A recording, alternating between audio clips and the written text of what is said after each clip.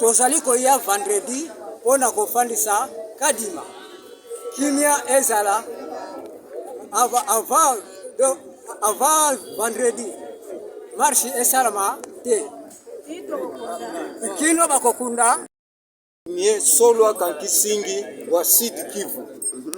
Tunasema hivi, bapolitisie mwaka 61 banatuua mingi. Sasa tunakatala. Hatupendi tena bapolitisie baanje kutuwisha. Ndio hivi tunasema vendredi hii si bashefu kutimia ya Kongo mzima tutakuwa kuseni kumsimika Kadima. Kadima banaisha mutia na representant wetu chef president ya republique. Sultani buko tu mmoja toka kwa president wa republique mpaka sie ba chef kutimie. Lumumba hatupandi tena mtu kusema.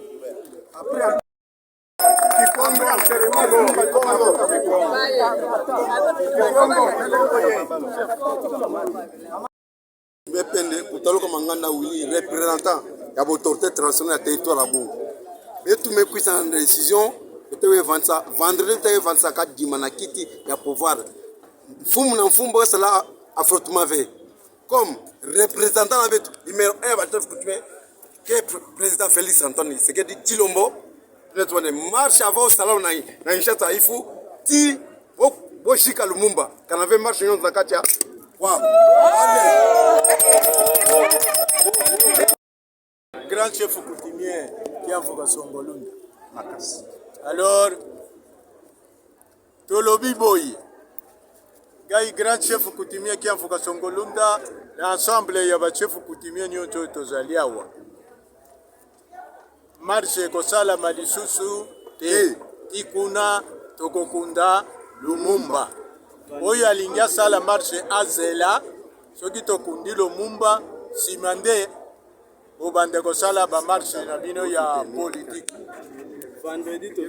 Alors vendredi biso ba chef coutumier tokoleka kovandisa président ya Seni Kadima ya Kongo jitu ya mu ditano ma tukwenda bakumia bidini isambombo tujituye kusombesha president wa Seni Kadima waye kwenza mujimu wenda kakwenda mutu jima ko mutegala barrière to president Kadima ucha kwenza mujimu wenda et puis marche aja matangila kunyanga jitunga kana mwa kwenza ka bijito bwalu nitikale ni bwalu bunena bwa lufula hero wetu national Lumumba hero Patrice Emery Lumumba ni twenza majilu ende nokumutu twenza majilu hero wetu Patrice kakwena marche aja mwa kwenza ka bijimu jitunga ja Kongo tini batu ashika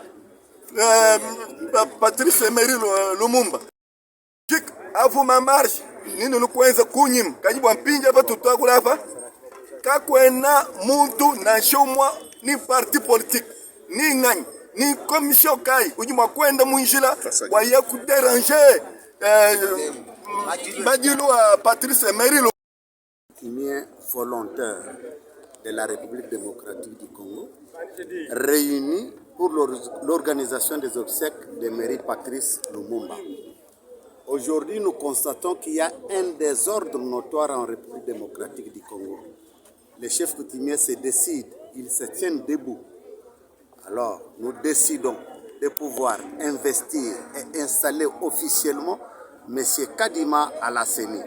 Nous lui demandons de pouvoir nous organiser des élections dignes, libres, transparentes et démocratiques.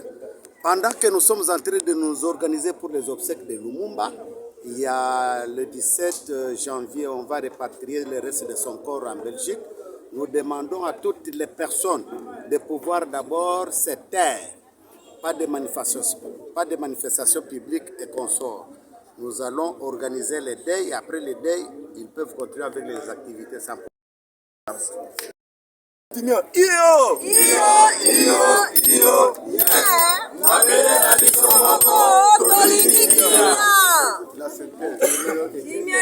Là, vous venez de suivre. Lumumba François. Tavolomba elokene bisila data. Haturange manifesto du ponju. Ijapaka de Lumumba ngoshila. Kanga wandeche bachadi manevre. Baka asole bachanya, apodi bachanya done ngi sutu to wahelo wanji kadimo ngo wanji vasina ile election keti limena a partir kelo atuche batoka le président de la République. Oh, c'est notre question. Dele so a chef groupement et chef de groupement yo mano sakolo ko to ni tendelo kungo ko to. Merci. E kombe oya aseka so che se sankuru che ya oto che abachike behoa kambo wakolo akambo asara marche yanyanyi hatola nganduka kambo association agada kinjala ya nakatambo kunde Lumumba akambo akino wa marche njo yaro atola ngendo ko juiko yango oto wonyone shoche wa chef kutumia te ko tachu de to jasha kadima lodi hole dandele kodi wakindi atola nge ko yango oto mbedo te kana fukutanya kana sadi kambodi mo naka wa ambo sala ambo molo mbo akata so shwa chef kutumia shombela kanga wakete wamba hin keto so kambodi yamba kenda dakenda so mwana Congo papa mama elenge mwasi elenge mobali biso nde ba princesse na ba prince na ba chef coutumier tolobi boye le 26 c'est vendredi tozo kita na seni ko vandisa président ya seni Denis Kadima toyebisi bino boye bo fongola matoyi boyoka banda mukola ngo le 26 ti mukolo toko kunda héros national oye babengi Patrice Emery Lumumba boyebi yango bien bolobaka tozoyoka mutu moko asala lisusu marche te pona nini tozana matanga munene boyebi yango bien ke banda Lumumba kufa totikala kokunda ye nanu te fongola matoyo yoka na silisi wana Yot ya Congo ba chef coutumier baye au bureau ya seni vendredi le 26 iko organisation ya Kabambi tunasema hivi marche ile wa politicien muache kwanza mkumuzike ile marche itafanyika après enterrement ya obsèque ya Lumumba.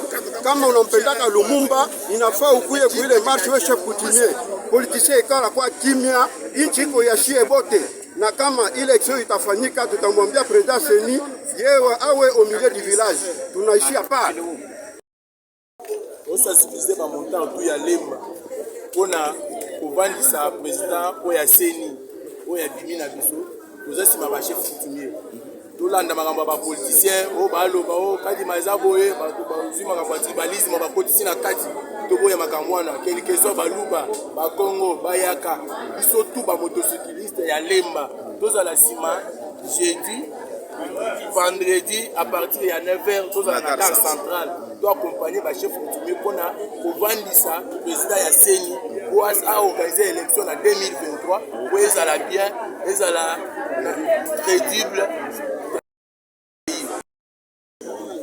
Mbote na bino nyonso ngai naza représentant ya bamonta ya rond-point ngaba naza président ya bamonta nyonso nasengi na bamonta nyonso biso nyonso topesa lokumu pe to soutenir ba chef coutumier totambola na bango nzela moko mpona ko soutenir président oya biso ya Seni po amema biso na ba élection oyo eza crédible pe transparent biso nyonso nsima ya ba chef coutumier tola na makambo ya tribalisme te biso nyonso bikolo nyonso de ozala ka congolais ke ozala muswahili ozala muntu wa banundu muluba partout au biso nyonso tozali toza ba congolais toza muntu moko tokende to soutenir président Kadima amema biso na Seni